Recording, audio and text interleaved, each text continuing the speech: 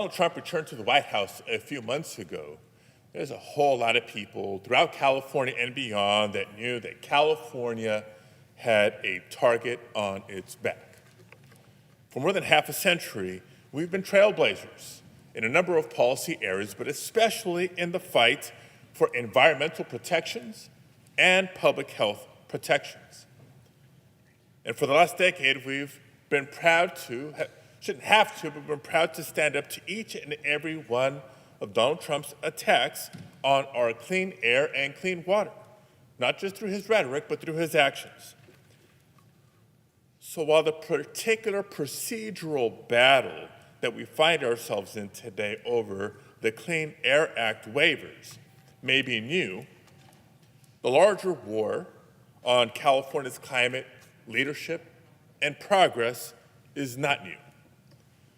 Thanks to the Clean Air Act, for 50 years, California has had the legal authority to set its own emission standards to protect the health of our residents and our natural resources.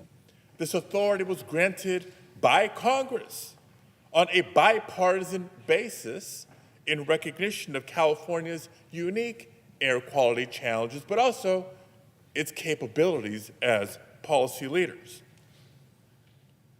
But today, Republicans are threatening to distort the Congressional Review Act and the CRA process in an effort to slow down our progress. Now, one of the most outlandish things I've heard from my Republican colleagues these past few weeks, well, as it pertains to these Clean Air Act waivers, is that they're concerned that these waivers and other regulations would stifle the California economy. That, quote, the market is not ready, end quote. Or I've heard some say that they're concerned that this could raise prices on consumers.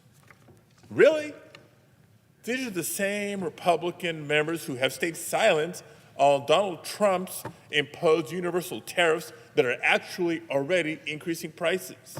So now you're worried about increased costs for American families? Where have you been these last several weeks? But I have some good news for you. In case you haven't heard, California's proven this argument wrong already. You know, in recent years, you've heard me reference time and again that California was the 5th largest economy in the world. Well, as of a couple weeks ago, California is now the 4th largest economy in the world. Imagine that. Policy leadership, climate leadership, and economic growth. They don't have to be mutually exclusive. We can and must focus on doing both. Now, California didn't get there by just holding on to technologies of the past. We did so by innovation and investment in clean technologies. So we are proving that you can be for clean air and for business and economic growth. But I want to be clear in this discussion that it's not just why Republicans are trying to undermine California's climate leadership. It's worth emphasizing the concerns of how they're going about it. This session, colleagues, I have the honor of serving as the ranking member of the Rules Committee. I want to make sure that everyone understands what this proposed abuse of the CRA process would actually do here. Because you see, the Clean Air Act was passed under regular order. So if Republicans want to amend the Clean Air Act to address California's legal authority, bring it up for a vote. But Republicans aren't bringing it up for a vote because they don't have the votes to do so under regular order. So instead, they have to try to figure out a back door to avoid the legislative filibuster. They want to kill California's Clean Air Act authority with a lower 51 vote threshold. In plain English, they're trying to change the rules of the Senate in order to please Donald Trump and the big oil lobby. So let me share another bit of news for you in case you haven't heard it. The Senate Parliamentarian has already decided that this is not allowed by Senate rules. The Parliamentarian's determination, which I'm happy to share with anybody who's interested and hasn't seen it, the Senate Parliamentarian's determination came after the independent and nonpartisan Government Accountability Office said that the EPA and Republicans were twisting the rules in their effort to target California twice. There was a bill introduced around the time of the GAO's findings and before the parliamentarians' findings. A Republican bill sponsored by the now chair of the Energy and Natural Resources Committee and the Environment and Public Works Committee. The fact sheet for this bill says, and I quote, "California's power to influence national emission standards is not subject to congressional review." End quote. Republican bill, Republican fact sheet. That's the purpose of the bill, because they know that you can't do this through the CRA process, as some are now proposing to do. And yet there's still others in the Republican conference that are insisting on moving forward. So let me remind all of us, on both sides of the aisle, the Senate has never overruled the GAO or the parliamentarian on a CRA question. So it's clear to me that this is about more than just California's climate policies and leadership. This would set a major new precedent that blows way past the bounds of the Congressional Review Act. It's not an insignificant change to the rules. It is not an insignificant precedent that you would be setting. If successful, it would open the door to ignoring the parliamentarian on any ruling that you don't like. And if Republicans can ignore the parliamentarian on a CRA, then why not the tax bill that they're working so hard on, or health care, or anything else? But luckily, I'm holding out some hope because I have come across some remarks by several Senate Republicans with respect to the impact on the rules. You see, earlier this year, the majority leader said that ignoring the Senate parliamentarian would be, quote, totally akin to killing the filibuster. We can't go there, end quote. This is on the public record. The junior senator from Utah said that, quote, a red line for him is overruling the parliamentarian, end quote. The senior senator from Maine said she would, quote, never vote to overturn the parliamentarian, end quote. So for other members who have not taken a position on whether or not they would overrule the parliamentarian or not, that the recognition of it being akin to eliminating the filibuster, and that's a red line that maybe you don't want to cross, maybe you do want to cross, but I will call our attention to the fact that the red line is here now. And each member of this body has a decision to make. The parliamentarian has ruled that this effort cannot be done on a 51-vote threshold. And if you choose to go forward and overrule the parliamentarian, just know there's no going back. All bets are off. And with that, Mr. President, I'd like to yield to the ranking member of the Senate Environment and Public Works Committee, my colleague and friend from Rhode Island. I'm actually happy to yield to Senator Schiff of California, so the delegation can, okay. He's happy with me going, so I'll go. First, both of my colleagues from California are here. Yeah, I want to recognize the senator from Rhode Island. And I want to thank them for coming to the floor today to talk about this important matter in which Republicans want to appease their donors and they want to break basically 2 Senate rules in order to get there, not just one, but 2. The underlying matter here is about a law, the Clean Air Act, which falls in the jurisdiction of the Environment and Public Works Committee. So that's why I'm here. A different law, the Congressional Review Act, creates a fast-track procedure in the Senate to disapprove agency rules.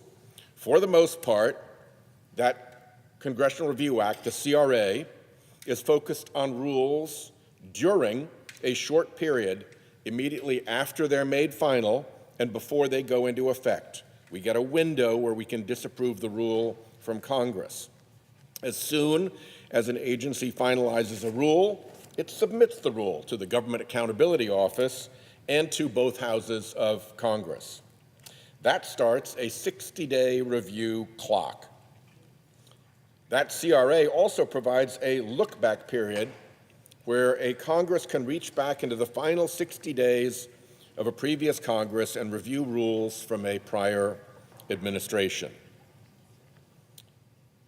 The waivers go way back before the CRA period. Generally, there's no question what constitutes a rule under the CRA.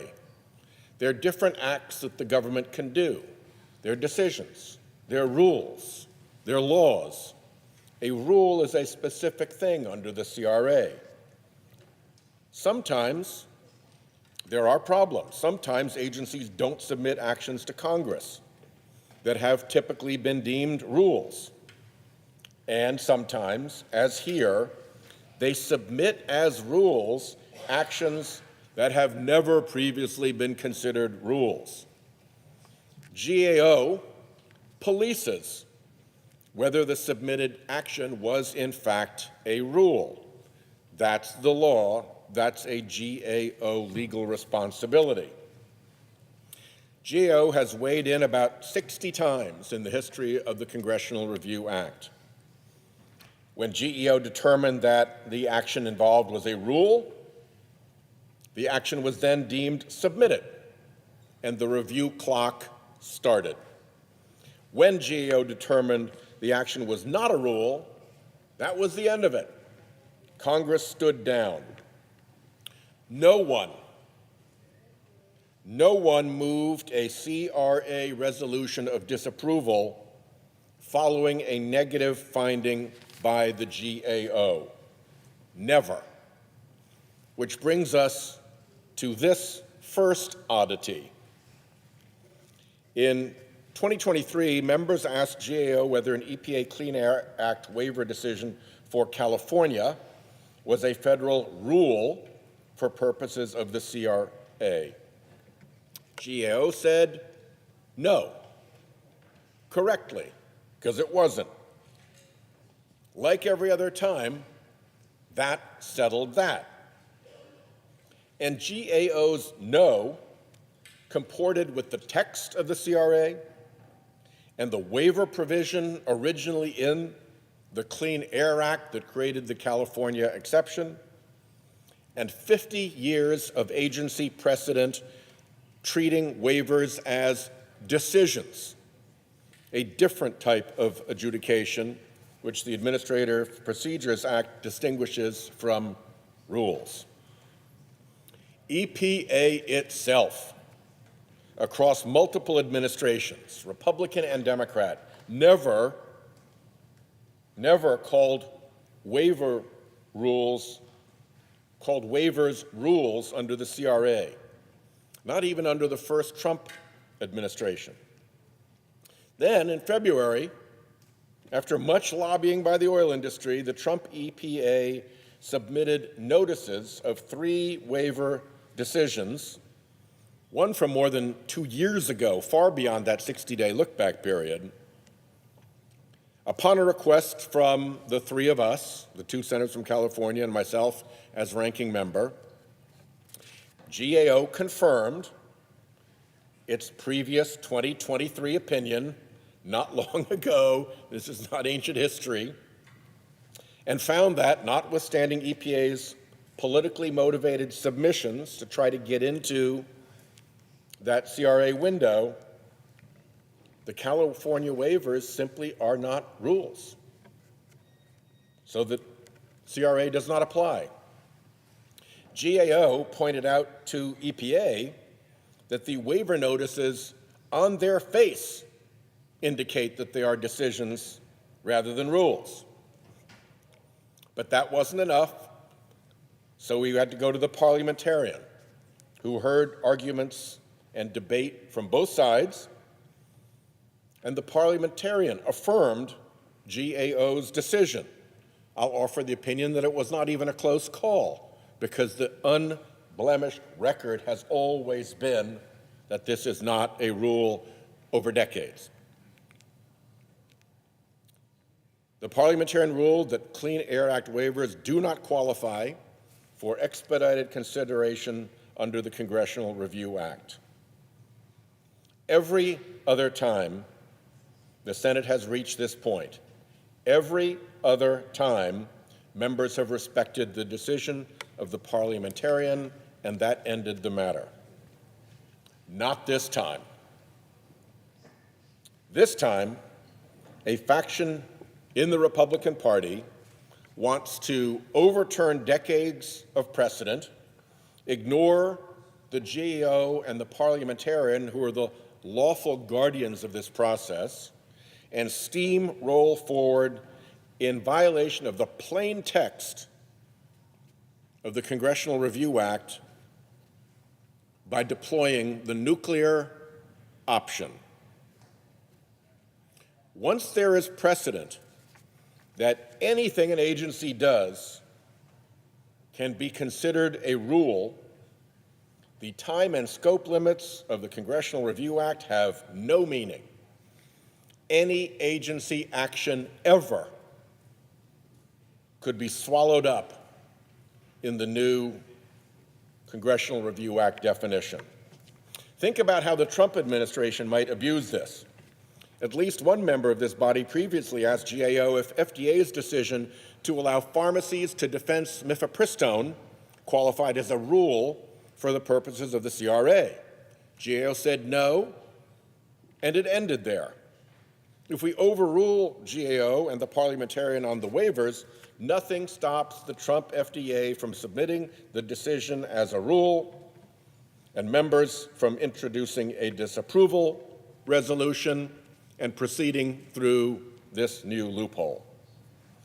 Everyone knows by now that President Trump has a beef with a whole host of media outlets, some of which are licensed by the Federal Communications Commission. What's to stop the FCC from submitting, say, CBS's license as a rule, and members from introducing a disapproval resolution? Is this really the path we want the Senate to go down? A future Democratic administration could submit every oil and gas lease issued since 1996 as a rule and pursue disapproval of them under the Congressional Review Act.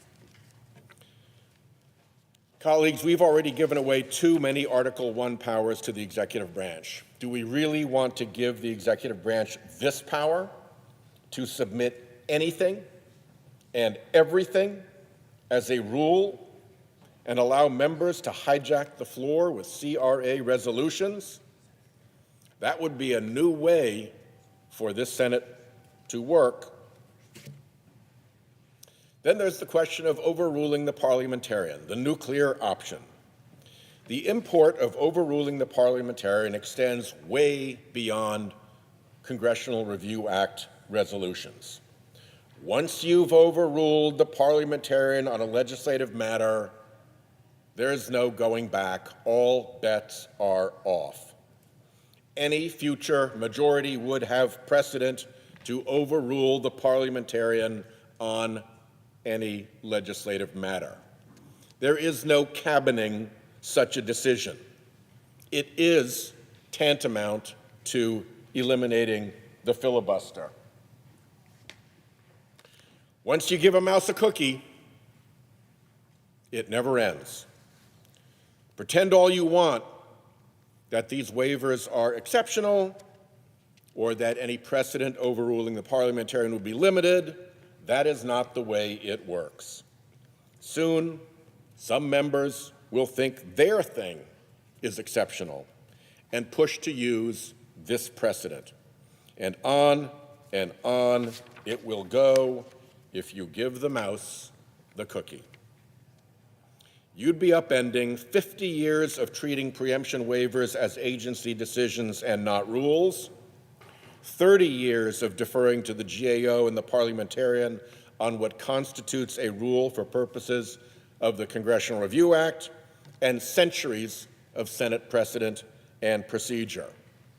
All that while there is actually another path. In 2019, the first Trump EPA used the administrative process, the Administrative Procedures Act, to withdraw a previously granted Clean Air Act waiver that permitted California to set car standards. So I ask my Republican colleagues, is this worth it? Is it worth going nuclear in the Senate to accomplish something that the EPA could try to accomplish under the Administrative Procedures Act on its own? Is it worth going nuclear, knowing full well the Pandora's box this will open? I'll close with the advice my colleague California shared from the majority leader, the senior senator from South Dakota. He said earlier this year that overruling the parliamentarian would be, and I quote him, totally akin to killing the filibuster. We can't go there. People need to understand that. So please, do understand that and don't go there. I yield the floor.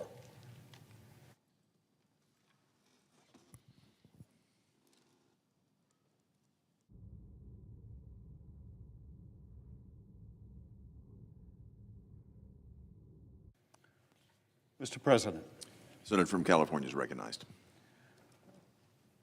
I thank the gentleman, Senator Whitehouse, for his remarks. He has been our environmental champion in the Congress for many years, and he led the effort to insist that the Senate follow the rules when it comes to protecting our environment and when it comes to preserving the power of the parliamentarian. Mr. President, this is downtown Los Angeles in 1955. It was the post-war era with the rise of the personal automobile, the baby boom, and the rapid expansion of American cities and suburbs in the West. Suddenly, millions of families were experiencing firsthand, and for the first time, the most serious environmental impacts of unchecked industrial and manufacturing activity. Many could not walk through the streets of our cities without handkerchiefs to their face. The iconic Ford and Chevy automobiles of the 1950s and 60s kept their roofs shut. And in some cases, the smog was so bad that people mistook it for a chemical weapons attack. And here's the thing, it got worse, not better over the coming decades. President Trump often speaks of restoring America, of making America great again, taking us back to that post-war period with the rapid economic expansion and runaway prosperity of the wonder years. Well, his tariff wars have ended any hopes of an economic boom, and he now has the country headed in exactly the wrong direction towards an economic bust instead. And if he and Republicans get their ways in the coming days, our nation and our air will be on a trajectory back to 1955, all right. We will make an America where our spacious skies will be clogged and smoggy, and our Purple Mountain's majesty will be hidden behind a haze that comes with letting oil companies call all the shots in Washington. Back then, in reaction to these horrific air conditions, as well as devastating oil spills and other environmental hazards, California helped launch the modern environmental movement. In 1966, California became the first state to regulate tailpipe emissions, to tackle this smog head on. In fact, some of our biggest achievements and biggest actions took place under Republican governors. And wouldn't you take action? I mean, look at this. If this was your city, if this was your state, wouldn't you take action to deal with air pollution this bad where you can barely make out the skyline, the skyscrapers? We're a body of lawmakers, many of whom, like me, served in state legislatures before coming to Congress. If you saw your state's school children being choked by smog like this, wouldn't you see it as your job to step up, regardless of party politics? That is the fundamental right of any state and its legislature. In the face of threats against your own kids and your own families, you do something. And that is what California did and has continued to do, so often setting the standard for the rest of the country. We in California are 1 out of every 10 Americans. We have a right to protect our citizens, our environment, our ability to live. After all, life, liberty, and the pursuit of happiness are all impossible if we can't breathe. In the 1960s, through the Clean Air Act, Congress granted California the ability to set standards for itself when it comes to air pollution.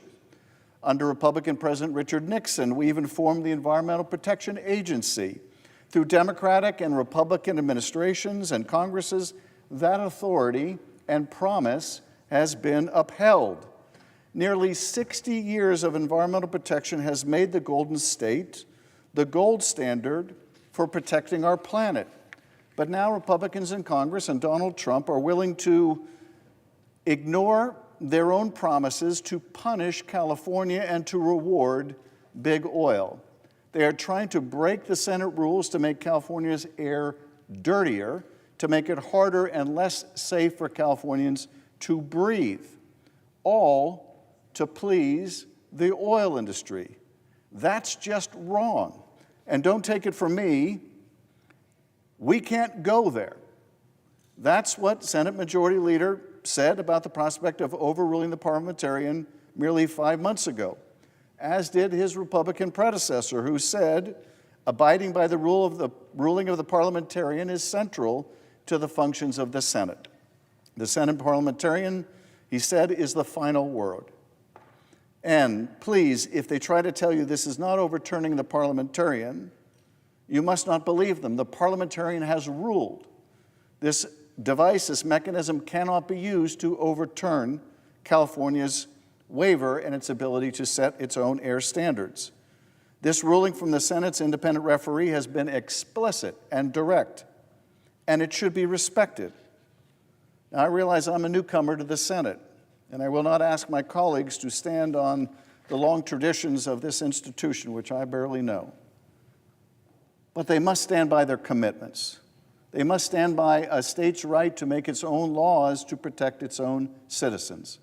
If the Senate goes nuclear, overruling the parliamentarian, there is no telling where the Congressional Review Act will be used in the future by Republicans or Democrats. Could the Senate merely vote to wipe out an entire 4 years of actions taken by a previous president?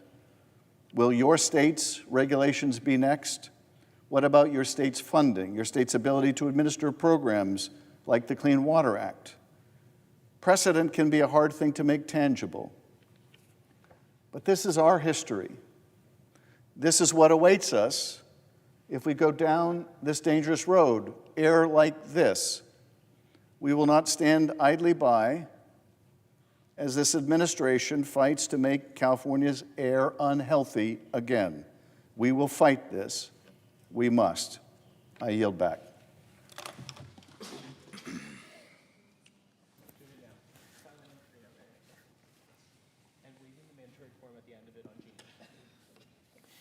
Mr. President. The Majority Leader is recognized. Thank you, Mr. President. Mr. President, I move to proceed to executive session and consider calendar number 76. The question is on the motion. All in favor say aye. Aye. All opposed?